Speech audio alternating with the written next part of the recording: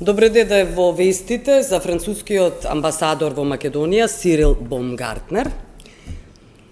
Добре дојдовте во вестите, амбасадоре. Моето прво прашање се однесува за Македонија, се разбира, односно дебаклот што се случи, иако Европската Унија и властите во Македонија тврдат дека Македонија добила преговори, но тоа не е така, тоа не се чисти преговори онака како што Албанија ги доби. Заради тоа што прво треба да се направат уставни измени, да се внесат бугарите кои живеат во Македонија во македонскиот устав и дури тогаш можеме да говориме за отпочнување на преговори со ЕУ. Од друга страна, лидерот на ВМРО-ДПМН вели дека нема да учествува ВМРО, неговата партија, членовите на неговата партија, претениците од парламентот, со нотарски изјави нема да учествуваат во уставните измени. Гледате ли излез тогаш? Merci. Tout d'abord, merci de votre invitation. Je suis moi-même très heureux d'être ici avec vous. Ви благодарам што дојдовте. Pour essayer de répondre de façon synthétique, parce que votre question est complexe, en fait, vous avez soulevé plusieurs points. Ce que je voudrais vous dire, c'est que on a tous bien noté effectivement les déclarations du principal parti d'opposition sur ce sujet, et de toute évidence, ce parti aujourd'hui est sur une position peu conciliante vis-à-vis de la perspective de cette modification constitutionnelle. Moi, je voudrais vous rappeler simplement que concernant ce différend entre la Bulgarie et la Macédoine du Nord, avant que la France n'occupe cette position pour 6 mois de présidence de tour du Conseil de l'Union européenne, sur ce sujet aussi, il y avait beaucoup de scepticisme. Et avant que la France donc n'assume cette qualité, peu de gens, peu de commentateurs, peu de responsables politiques en fait envisageaient comme possible l'accord qui a finalement été trouvé. Et donc ça veut dire que même quand les situations paraissent un peu bloquées, s'il y a vraiment de la détermination, de la ténacité, de la volonté politique, on peut faire bouger les lignes. Donc ça, c'était la première chose que je voulais vous dire. Et la deuxième, c'est que par rapport, je ne suis pas tout à fait d'accord avec ce que vous avez dit. La Macédoine du Nord a ouvert ses négociations d'adhésion à l'Union européenne. C'est un résultat historique qui était attendu depuis une quinzaine d'années environ et se trouve d'ailleurs aujourd'hui exactement dans la même situation institutionnelle que l'Albanie. La seule chose, c'est que dans le cas de la Macédoine du Nord, il y aura la nécessité à un certain moment de procéder à cette révision constitutionnelle pour pouvoir franchir une nouvelle étape. C'est à ce moment-là, éventuellement, qu'il pourrait y avoir une situation qui distinguerait ce pays de l'Albanie. Mais au jour d'aujourd'hui, les deux pays sont strictement dans la même situation et la Macédoine du Nord a obtenu ce résultat historique qui est l'ouverture des négociations d'adhésion.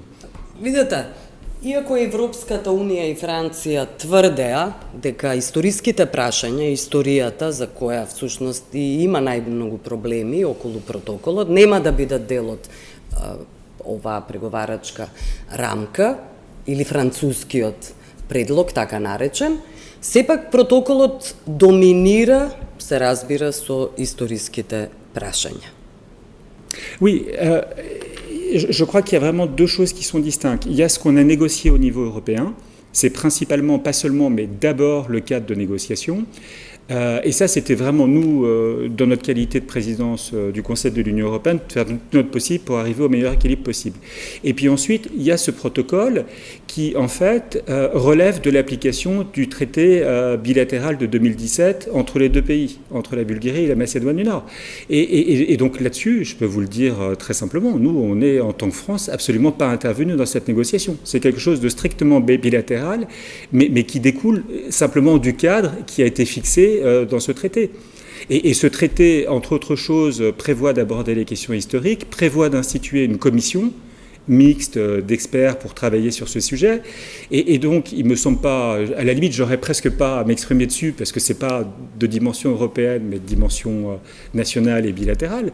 Mais il me paraît pas anormal que le protocole cherche à voir comment mettre en œuvre cette disposition. Добра, видете, Македонската историска комисија изјави дека тие ќе работат не според рокови или според политички притисок, зашто постојано говорат, но тоа ќе ги проблематизира всушност самите преговори. Почетокот на преговори заради тоа што има рокови. Écoutez, moi, je vais vous répondre très franchement, je ne suis pas un expert de ce protocole, donc il y a peut-être des détails éventuellement même très importants qui m'échappent, mais je ne suis pas sûr de partager cette lecture. Moi, mon sentiment, c'est que, et c'est tout à fait cohérent avec le traité d'amitié qui a été adopté et signé en 2017, c'est que cette commission, c'est une commission indépendante. Donc c'est très difficile que des gouvernements lui fixent des objectifs contraignants, alors qu'en principe, son fonctionnement relève d'une logique interne. Donc moi, j'ai plutôt cru comprendre, si j'ai bien lu le texte, qu'en fait, il appartient aux experts de la commission de s'entendre, de faire des progrès, selon un état d'esprit d'ailleurs qui est précisé dans le protocole que vous mentionnez. Et ensuite, il revient au gouvernement de chaque pays de prendre des décisions qui vont traduire dans des actes, ça peut être en référence avec les manuels qui sont utilisés dans le système scolaire, il peut s'agir de célébrations conjointes d'événements et de figures historiques, mais donc ce sont au gouvernement de tirer les conséquences des décisions qui sont prises par cette commission.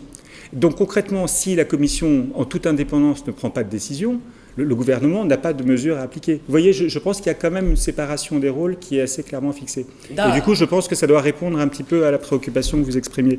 Да, има подалба на улогите, како што велите вие, точно.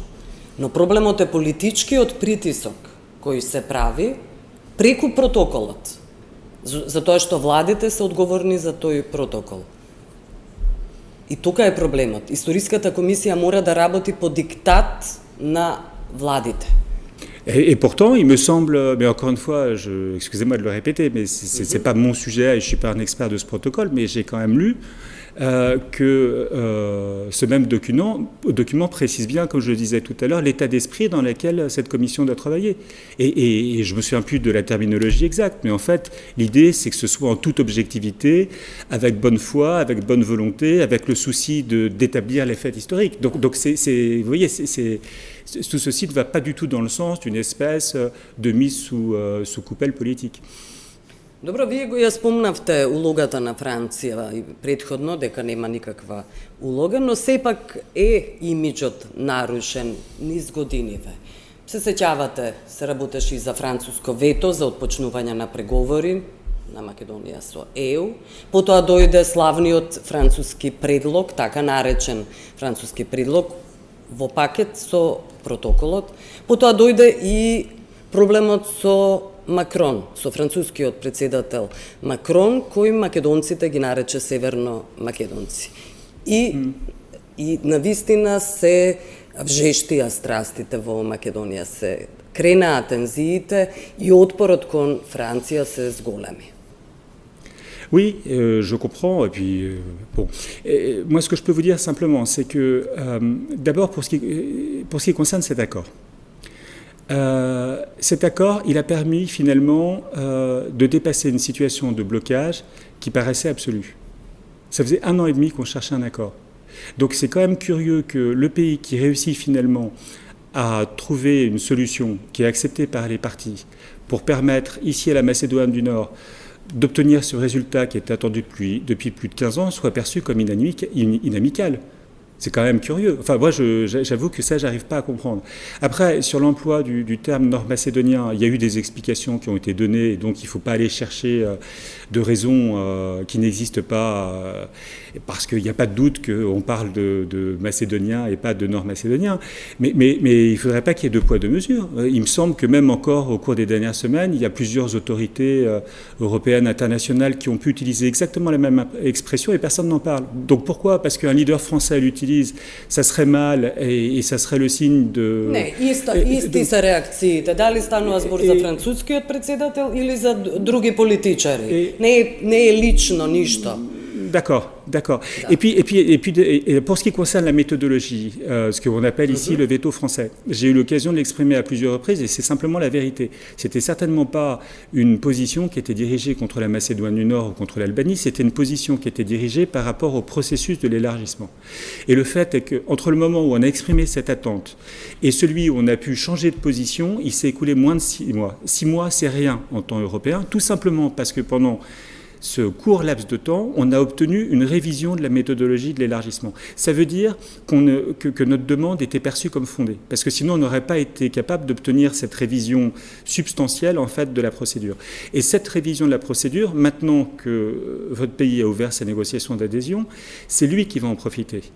Parce que si les résultats sont là, si les réformes qui sont attendues sont mises en œuvre avec efficacité et de façon substantielle, il y aura des bénéfices qui seront beaucoup plus rapides, beaucoup plus immédiats. Et c'est la Macédoine du Nord et sa population qui en seront les premiers bénéficiaires. Mais vous savez, c'est des situations qu'on connaît. Au début du siècle, il y a eu la négociation des accords d'Ohrid.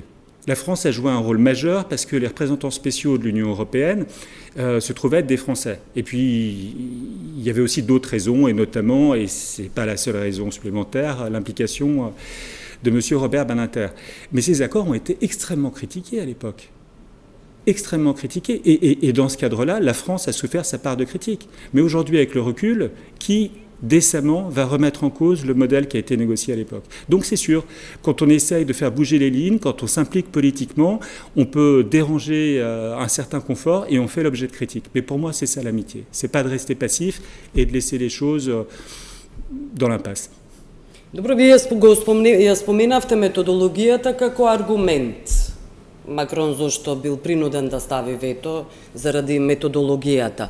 Но она што всушност се можеме и поинако да ги толкуваме оваа изјава на Макрон, овој план, би рекла, на Макрон околу методологијата, дека всушност на тој начин сака Западен Балкан да излезе, односно воопшто да не влезе во Европската Унија.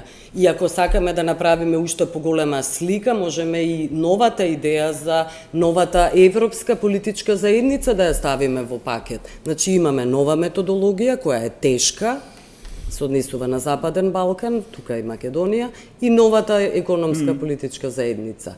План за да не влезе всушност Балканот. Тоа и така може да се објасни. Да се толкува всушност. Alors, si vous me posez la question, je vous réponds de façon catégorique, absolument pas.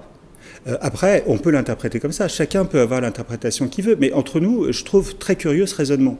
Parce que si jamais l'agenda caché français, c'était d'éviter en fait l'intégration des Balkans occidentaux, expliquez-moi pourquoi, en tant que présidence française, on se serait donné tant de mal, parce qu'on s'est donné énormément de mal pour débloquer le dossier. Le dossier que toutes les présidences précédentes n'avaient pas réussi à débloquer. Ça n'a aucun sens. Dans ce cas-là, on laisse les choses en l'état et croyez-moi, on avait de quoi s'occuper par ailleurs. Il y avait la gestion de la crise ukrainienne, le problème de la crise énergétique, on avait un agenda extrêmement ambitieux sur le numérique, sur la réduction des émissions de gaz à effet de serre et sur l'agenda social, l'Europe de la défense, la construction d'une Europe souveraine, etc. Donc malgré ce contexte très particulier, cet agenda très lourd, on a au plus haut niveau investi tous nos efforts, pris un énorme risque politique pour chercher à rendre possible ce qui jusqu'à présent était impossible, et on a réussi. Et tout ça a rouvert les perspectives européennes des Balkans occidentaux. Alors comment est-ce qu'on peut nous dire qu'on a un agenda caché ? Enfin, on peut le dire, mais sincèrement, je crois que ça ne tient pas la route. S'agissant du projet de communauté politique européenne, là aussi, chacun peut interpréter et pourquoi pas dire que le projet de communauté politique européenne, c'est un projet qui aurait vocation à se substituer à une intégration européenne. Mais encore une fois, dans ce cas-là, pourquoi est-ce qu'on se serait donné tout ce mal pour ouvrir la perspective européenne ? Il s'agit bien de perspective d'intégration européenne, pas de communauté politique européenne. Et en fait, je simplifie à l'excès, mais je pense que je ne travestis pas la réalité.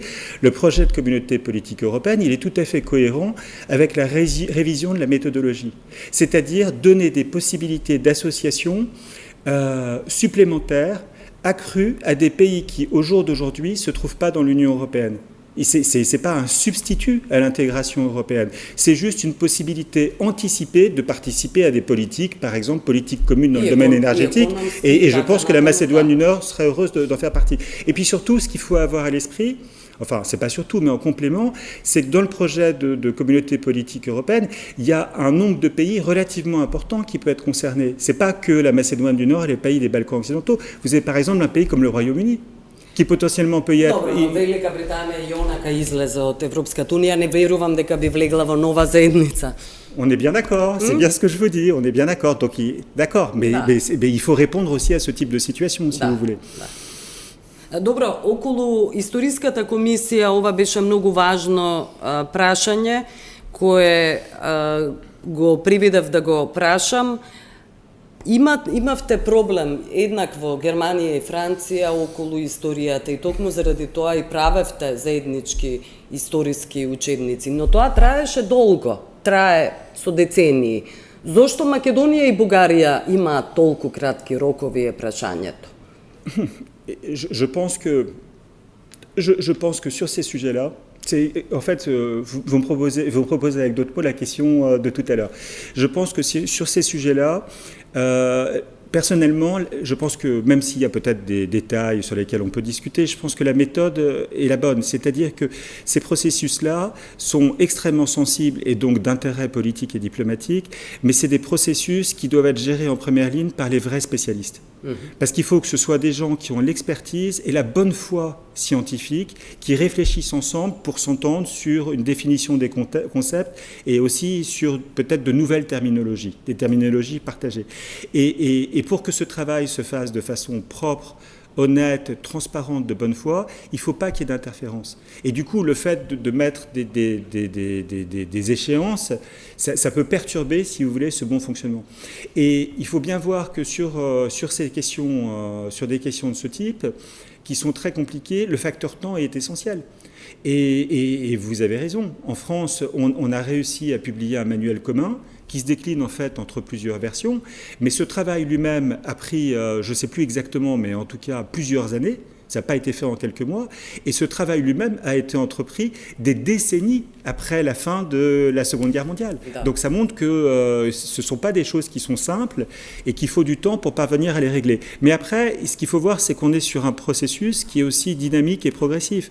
C'est-à-dire qu'on part d'une situation donnée où, pour simplifier, tout reste à construire, et on a un objectif qui est de partager à 100% exactement la même vision entre pays de la région. Mais entre les deux, il y a tout un chemin de progrès qui doit être mené de façon graduelle et avec bonne volonté. Et donc, en annexe du protocole que vous évoquiez, il y a les recommandations, les dernières recommandations de cette commission mixte, qui sont publiés et qui montrent qu'il y a déjà du travail qui a été fait et il y a déjà des succès qui ont été enregistrés. Donc c'est un chemin à suivre.